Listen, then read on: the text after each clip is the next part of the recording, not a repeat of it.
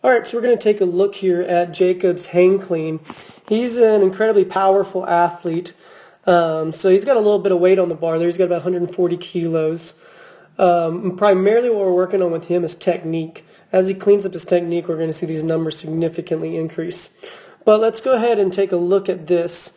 So as he goes down into the hang position, he's reaching his shoulders forward, out over the bar, keeping his shins fairly perpendicular.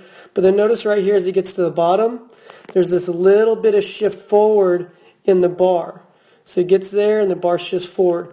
What he's doing is he's kind of sitting down into that, taking the low back out of it.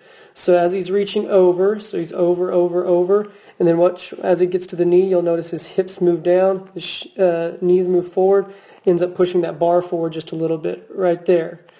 So that's him kind of taking the low back out of that and then kind of not controlling that bar enough with the lats. So he needs to try to stay over that bar a little bit more as he goes into the hang position. What that's going to result is, notice as he's coming up, everything just kind of shifts forward. So his shoulders instantly pull back, his hips come through, weight moves forward in the foot. So everything's chasing that barbell now.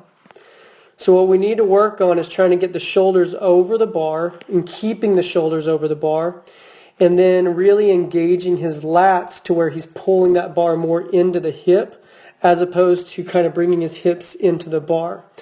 So watch his shoulders move back, everything shifts forward. Now he's kind of in this upright power position where ideally once he kind of reaches that upper thigh, those heels would still be down and flat, so we know that he's staying balanced through his lift.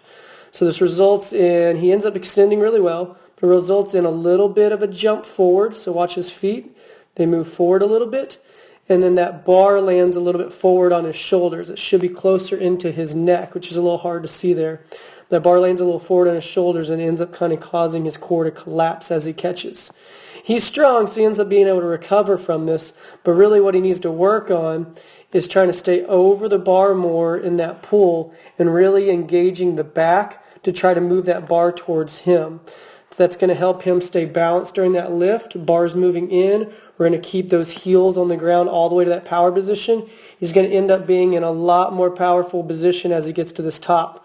So he's going to be able to put more power into the bar. He's going to be able to catch a little bit more balance, being able to keep that core tighter.